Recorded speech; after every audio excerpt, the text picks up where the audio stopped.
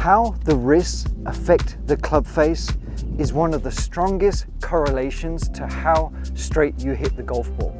But most of you spend way too much time thinking about what the body is doing, all the different complicated things to try and square up the club face to hit straighter shots.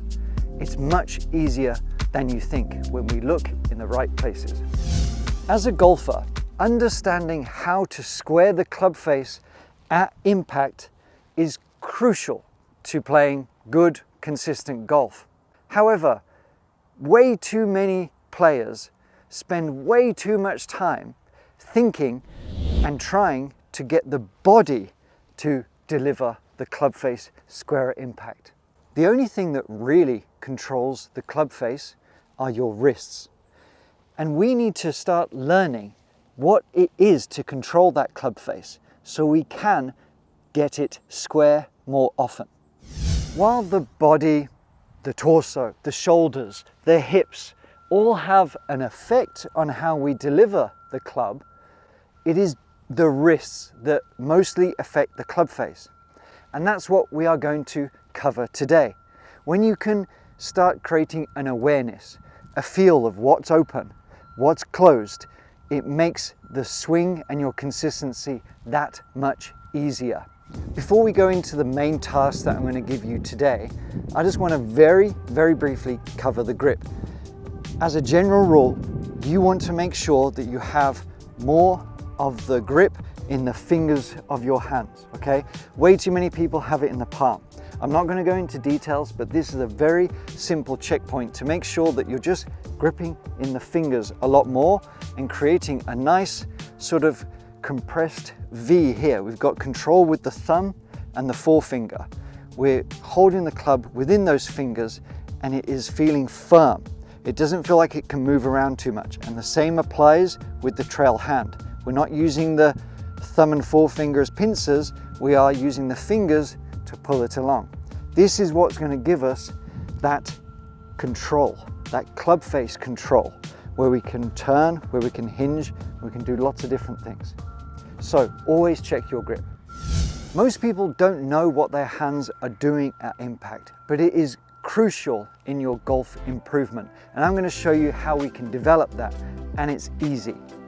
Just the other day, I was giving a lesson to Paul.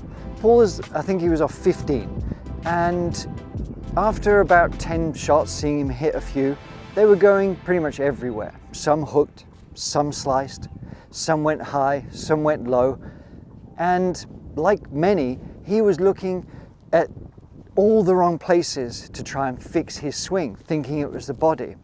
But I showed him that just the tiniest movement in the wrists can give us such a different effect on the golf shots. You know, the wrists are a little bit back. We can add loft. We can decrease loft. We can twist to open the club face. We can close the club face. There are so many variables to different shots that we're going to hit, and it's all to do with the wrists. And once I revealed this to him and made him aware of just how much effect this is going to have, it really simplified a lot of the noise. And this is what we did. And what I have here is for illustration purposes for you. It's a hack motion device. It has wonderful benefits. But you can see that as I'm just moving my wrists, it's picking up with the sensor what kind of angles that we're getting. And what it's going to show, what I wanted Paul to do and what I want you to do to educate yourself, is to actually hit some shots with a closed club face, okay? And you think, well, how am I going to do that? I don't particularly care. I just want you to try and create that awareness and that connection. And you'll realize that the smallest rotation to twist those hands over, to shut that club face at impact, is going to make the ball go right to left. And it doesn't take that much. We don't have to really come from the inside, okay? We don't have to do any major changes. So all I got Paul to do, and what I want you to do, is just give yourself a little challenge. A little half kind of swing, but try and shut that club face at impact, okay? And let's do that and see what happens. The ball goes right to left. We did that a couple of times. Took him maybe like 3-4 shots to start seeing it go right to left.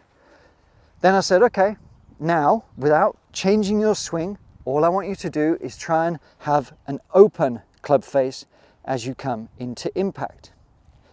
And when we did that, the ball should go right to left. And you can see at impact here, all I'm doing is opening up the hand, opening up that club face to move it from left to right for a right-handed golfer. Those slight changes creates this awareness and an understanding of just how much the wrists affect it. Is that all we need to know? There's a little bit more that we can embellish on to ingrain the sensation to have a strong, consistent feel into impact. Do that homework. 10 shots hitting with an open club face, 10 shots hitting with a closed club face, and see what happens. See what you feel. And I promise you're going to be a lot more confident. You're going to create some awareness. And if you have a general tendency, and for most of you, I wager it is having an open club face. When you have an open club face, there is an easy fix. And all you have to do, instead of thinking about all the dozens of different swing fixes to stop your slice or whatever it might be, the only task that you need to do is to close that club face with your wrists as we come into impact. That is it. Because what can happen is we're either over the top or getting too steep in it, and we're trying to get this, lag. The hands are way too far ahead and that club face is hanging wide open. Even if you did that, even if you did an extreme sort of swing like this, if you had the intention and the knowledge to say, okay, I'm just going to close that club face with my wrists.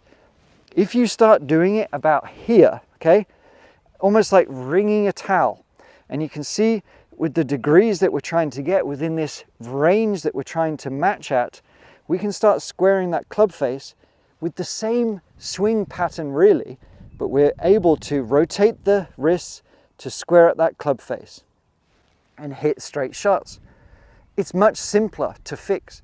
And the beauty is it works really, really well when you're out on the court. Start hitting some silly shots, but using your wrists. And if you do want to start getting a more consistent range and understanding, check out the Hack Motion. I've got some other content coming soon that is going to be talking about the backswing and the ideal top of backswing position, some ways to use the wrist to get more power, and a few other things coming your way. Thanks for watching, and I'll see you